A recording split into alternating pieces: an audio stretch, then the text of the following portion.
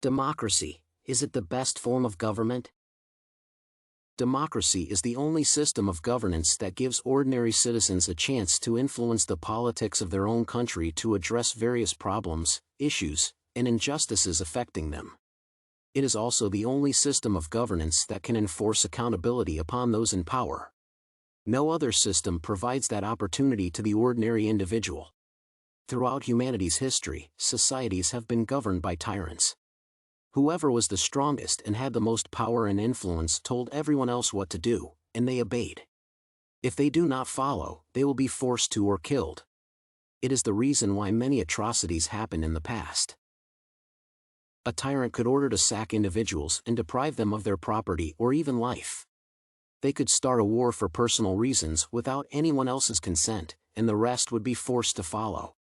They could declare a group of individuals as undesirable and either exile or genocide them, with nobody else capable of protesting the action. In a democratic system, such actions would be difficult to perform, as said tyrants would have to convince the majority that their actions are good and just. Even then, a proper democracy would have various checks and balances to ensure that the darker impulses of the mob reigned and that minorities are protected. In short, democracy offers the best instruments for the people to defend themselves from excesses associated with totalitarian rule. The recent fiasco of the U.S. democracy enforcing mission in Afghanistan should be a lesson to anyone who thinks that democracy is the best fit for everyone. Like any other system of governance, it is tied to the economic, developmental, religious, and traditional roots of a country. In many areas, people are not prepared, nor do they want to accept this new system, especially if it is violently enforced. Suppose a society is rural and tribal, engaged mainly in low-skill menial labor.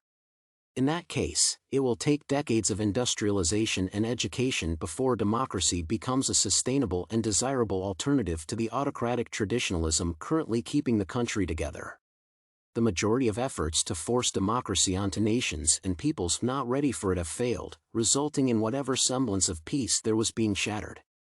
Failed democracies often result in fracturing and civil wars, bringing more harm than a stable, if authoritarian, dictatorship ever could.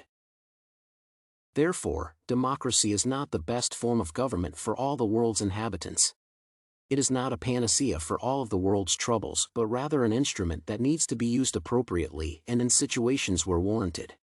The ultimate purpose of any government, be it democratic or otherwise, is to ensure the nation's safety, security, and prosperity. Therefore, sacrificing these elements and bringing ruin to a country in the name of democracy is contradictory to its very purpose.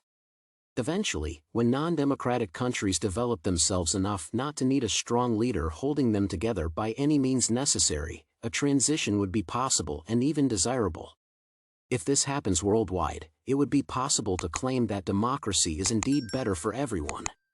The current state of the world, however, suggests otherwise.